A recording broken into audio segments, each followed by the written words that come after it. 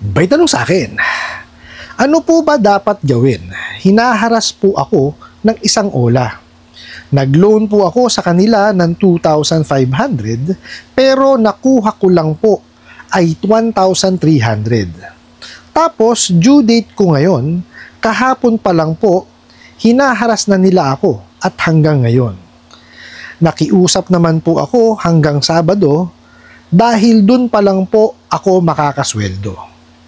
Pero pinagbabantaan po nila ako na ipopo sa social media at pati daw po mga anak ko idadamay. Puro po menor de edad ang mga anak ko. Alright, napakagandang mensahe po nito pero bago natin sasagutin, imbitahan ko muna sana kayo na pakisuportahan po sana ang aking mga social media account sa YouTube, Facebook, and TikTok. Dito po sa ating video ngayon, naalamin po natin kung totoo po ba na nagpopo sa social media itong mga bugo katabusadong online lending apps na to at isinasama pa yung mga walang kinalaman kagaya ho niyan, minor de edad, no? At ano po ba ang dapat nating gawin? Pero bago ho yan, disclaimer po muna, hindi po ako abogado. Ako po yung maniningil. Lahat po na sinasabi natin sa ating mga video is based on my experience at syempre po sa ating po pagsasaliksik at pagtatanong sa mga kaibigan po nating abogado. At isa pa po, hindi ko po kinukonsente ang hindi pagbabayad ng utang. Dahil ang utang ay responsibilidad at obligasyon na dapat po nating bayaran. Hindi po ako pabor ay dun sa maling pamamaraan pautang at maling pamamaraan ng paniningil. Sagutin po natin yung pinadala nyo pong mensahe. Okay. So, tinatanong nyo po kung ano dapat gawin kasi nga ho, hinaharas kayo ng isang ola na nag-loan kayo sa kanila ng 2,500 but unfortunately, ang nakuha nyo lamang po is 1,300. Dun po muna tayo. Nakita nyo kawalang yan? 52%, mahigit ho kalahati nung hinihiram ninyo, no? Ang dumating lamang, ang kinuha nila? Walang yang 1,300 na lang natira sa inyo. Bali, 48% na lang nung utang ang napunta sa inyo. Bay, sobra naman yun. Napakaliwanag po doon sa nilabas na memorandum po ng, ng BSP na inadapt po ng SEC doon sa ceiling on interest rate, no, na maximum lamang po ng 15% per month, no, ang po pwede nilang inkarga na effective interest rate. Kabuuan po yun. Okay? 10,000 pababa ho yun at hindi ho lalagpas dapat sa 4 na buwan. Yung termino. Oh, nakita nyo yung mga yan? Ang kinaltas po, 52%. Napakaliwanag, 15%. Sus Mariosep, ang masakit doon, 7 araw lang yan. Nakita nyo kawalang yan yung mga yan? Wala nang natira doon sa pobre. Kaya nga nang hiram eh. Oh. Tapos gaganyan ninyo, mga bugok talaga kayo. Pinahiram nyo pa. Sus Mariosep. O tapos, ito pa masakit dyan. Ngayon yung due date, kahapon pa lang, winawalang yan nyo na. Napakasama nyo talaga. Tama ba yun? Wala namang problema kayong magbigay ng mensahe. O di kaya tumawag. Pero paalala lamang na yung due date ay bukas. Bakit kailangan yung iharas? Diba? Ito pa masakit. Tingnan nyo, nakipag-usap sa inyo yung kliyente. Yan, nakiusap na sa Sabado dahil doon pala makakasweldo. Nakiusap naman Ba't di nyo pa pinagbigyan? Diba? O sige, let's say magbigay na kayo ng penalty. Diba? Kasi gano'n naman talaga, pag lumagpas naman talaga sa due date, may penalty naman. Pero lintik naman kayo. Sagad-sagad naman ang kawalang yaan ninyo. 52% na kinaltas nyo. Tapos manghingi pa kayo ng penalty, ba? Baka lumagpas kayo sa impyerno niyan. Napakawalang yan ninyo. Tsaka okay lang sana kung naintindihan nung nung kliyente, yung kanyang obligasyon. Definitely yan, hindi nyo in-explain yan. Malamang yan, auto-disburse din yan Hindi nyo muna in-explain O hindi nyo sinabi na ito lang ang makukuha niya out of the 2,000. Di ba? Kasi kung alam nung kliyente yon, hindi niya kukunin yan. Titingnan nyo nga di ba? Nagko-complain siya. 1,300 na lang po yung nakuha out of the 2,500. Bay, sobra-sobra naman po yun. Hindi na makatao yung ginagawa ninyo. So, Mariosep, binigyan na ng memorandum, di ba? Yung ceiling on interest rate, susundin nyo na lang eh. Eh paano yan pagka naglabas pa ng memorandum, pagka yung above 10,000? Malamang yan, hindi nyo rin sundin. Diba? Puro kayo salbahi eh. At saka nakiusap na. Diba? Manong pagka nakiusap, di pagbigyan nyo. Yun ang wala kayo eh. Diba? Kaya sinasabi ko sa inyo, wala kayong alam sa paniningil, mga bugok. Ay, bugok talaga kayo, ewan ko. Tapos, pinagbabantaan nyo pa na ipopost niya sa social media kasama or damay pati yung mga anak. Okay? Ito sasabihin ko sa inyo mga bugok na ahente ng online lending apps. Wala kayong karapatan na gawin yan. Okay? Kahit ba may utang sa inyo eh. Ba't nabili nyo na ba? Yung buhay ng tao, hindi, may utang lang po sa inyo. Babayaran yan. Okay? Wala kayong karapatan dyan. Mga siraulo. May mga minor de edad. Ano magiging kaso nyo? Cyber libel yan pagka ginawa ninyo. Kaya lang, sabi ko nga, wala tayong magagawa dyan sa mga bugo katabusadong online lending apps na yan. Ito po, masasabi ko sa inyo, hindi ho natin sila kontrolado.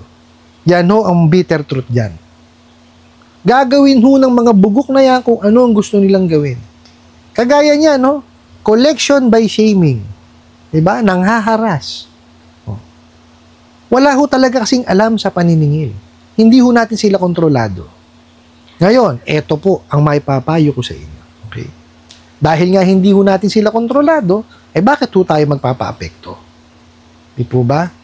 Kung kaya nyo pong isang tabihan nang hindi ho kayo nagpapalit ng SIM card, better. Okay? Tuparin nyo lang yung pangako nyo sa kanila, yung pinapakiusap nyo na Sabado. Hanggang Sabado, bayaran nyo. Tapusin nyo na. Sundin nyo na lamang po kung ano po yung nakasaad doon sa ceiling on interest rate. Okay po? Ngayon, eto yan. Definitely pag nabayaran nyo yan, baka mag-auto-disburse yung mga bugok na yan. Ganyan po ang mga kalakaran yung mga bugok na yan. Okay? Pag ganun po ang ginawa, auto-disburse, wala namang kayong agreement. Kumbaga, hindi kayo pumayag. No? Basta auto-disburse po pag hindi kayo pumayag, pagdating po sa e-wallet ninyo, ibalik nyo kagad. Nandun naman po sa repayment instruction kung paano nyo ipapadala ulit yung pera sa kanila. Mayroon ho kayong reference number. Ipadala nyo lang ho sa kanila ulit. Okay? Tapos po, yung proof of payment, itabi nyo. Ano man po ang mangyari, pwede kayong magpakita niyan. Okay? Kasi ito yan. Definitely yan, mangungulit pa rin yan at mangungulit. Mga walang ya nga yan eh. Diba? Sila na may kasalanan doon sa auto-disburse. Sila na may kasalanan sa hindi pag-i-explain. Sila pa rin namang wawalang ya. Lalabas niyan, sila pa rin daw ang talo kasi hindi nyo binayaran yung ganito, ganyan-ganyan. Mga siraulo nga eh. Di po ba? Kaya nga sabi sa inyo, wala tayong control dyan. Mga siraulo yan, mga baliw yan eh. Delusional. Nakita nyo, hindi ko alam kung saan planeta galing yung mga bugok na yan. Hindi ko alam kung anong klaseng computation ang ginagawa nila. Instead makatulong yung mga yan, pahirap ang ibinibigay po sa taong bayan. O di po ba? O tingnan nyo, sinasabi, post kayo sa social media. Ito sasabihin ko sa inyo, totoo po yan na ipopost talaga kayo sa social media. Lalo ngayon bare months. Ano yan, walang ya, kanya-kanya ng walang yaan yung mga ahente ng mga abusadong online lending apps na yan. Dahil nga commission-based yung mga bugok na yan, kanya-kanya sila ng walang yaan. Talagang yan, lahat ng shaming gagawin yan. Kasi shaming yung gagawin sa inyo eh. Yung ipopost kayo sa social media eh. Pagka pinost kayo sa social media, gawin nyo po, i-report nyo kagad. Report nyo doon sa kung saan mang social media yon. Tapos, manghikay ng tulong sa mga kaibigan nyo na i-report ng i-report. Para po mawala. Kasi kalimitan naman pagka nag-post sila sa social media, hindi nyo minsan napapansin eh. Kadalasan Kasi, kung nakalak po yung inyong profile, ang gagawin yan, kung ano yung mga post na taka-public, at nakatag kayo, yun ang malalagyan po nila ng kumbaga, doon sila makakapag-comment, doon sila makakapag-post. Pero kung kayo po'y naka-private talaga, at wala naman nakatag sa inyo na naka-public, mahihirapan po sila dyan. Okay, pero, no, eto ho, doon naman yan magpo-post sa mga barangay, page, no, sa mga, page ng mga, ng mga buy and sell, yan. Diyan naman sila magpo-post. O, i-report nyo din po. Di po ba? At ito po, pinaka-importante. Dumulog ho kayo sa abogado kung ano man pong pwede nyong isampang kaso. Okay? Kasi ho, mga abogado lang naman makatulong yan. Pero definitely yan, cyber libel ho ang mangyayari doon. May kulong ho yun. Now, kuha ho kayo ng mga screenshots. Okay? Tapos, i-complain nyo po sa SEC, saka sa NPC. Okay? Sa PAOK, PNP, NBI. Okay? Punta ho kayo sa Pasay. Paglaanan nyo ho ng panahon talaga. Kasi sa Pasay ho, may one-stop shop.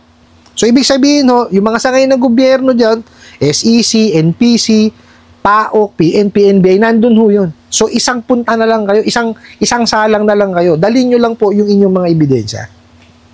Okay po? Ganun po ang kailangan nyong gawin. Kasi ho, wala tayong kontrol sa mga yan. Lahat ho talaga ng kawalang yan ang gagawin yan. Nakita nyo nga ho, meron ng memorandum na inilabas, yung 10,000 pababa. Hindi pa rin sinusunod. Pero yun 50% po yung kinalta sa inyo. Di po ba? Lang niya talaga, di ba? O, paano yan kung maglalabas na naman ng panibagong memorandum para dun sa mahigit 10,000? O, di na naman nila susundin. Di ho ba? Kaya nga sabi ko sa inyo, no? Sa ngayon ho, talaga hindi pa tayo talaga ready dyan sa mga bugok at abusadong online lending apps na yan. Kung yung bangko nga ho naka-semi fintech 'Di ba? Nag-i-interview pa rin ho sila kasi ho hindi ho tayo sanay na binabasa lang natin, 'di ba? Hindi tayo sanay na wala tayong kausap. Yun nga, may kausap na tayo, hindi pa natin minsan naiintindihan dahil excited tayo dun sa hinihiram natin. Di po ba? Aminin na ho natin yun. Kaya lang, ang masaklap kasi dito, nasa ibang level po ng kawalangyaan itong mga bugok at abusadong online lending apps. Pero yun yung mga batas na hindi sinusunod yan. Sa Data Privacy Act, the Truth in Lending Act, tapos yung ceiling on interest rate, prohibition on unfair debt collection practices, yan po ang mga hindi sinusunod dyan. Nakita nyo kawalangyaan? May in place ng batas at saka memorandum ayaw pang sundin. Sabi nga sa inyo, wala tayong kontrol dyan Ngayon, nandyan na rin lang ho tayo. Gawin natin dyan, tuparin na lang natin yung sinabi nyo na Sabado. Bayaran nyo sa Sabado. Di po ba? Wala naman ho tayong magagawa na hiram natin yan Ngayon, sundin nyo na lamang po kung ano yung nasa ceiling on interest rate para po matapos na yan. Tapos i-complain nyo lang. Yun lamang po ang magagawa natin. I hope nasagot ko po itong katanungan na to at sana po yung makatulong. Maraming salamat po sa inyong walang sawang pagsuporta at panonood sa aking mga video. Maraming salamat po sa inyong pag-like, pag-share, pag-comment at pagtatanong. And kunin ko na rin po itong opportunity na to na imbitahan po sana kayo na pakisuportahan po sana aking mga social media account sa YouTube, Facebook, and TikTok. Gusto muli po. Yun lang.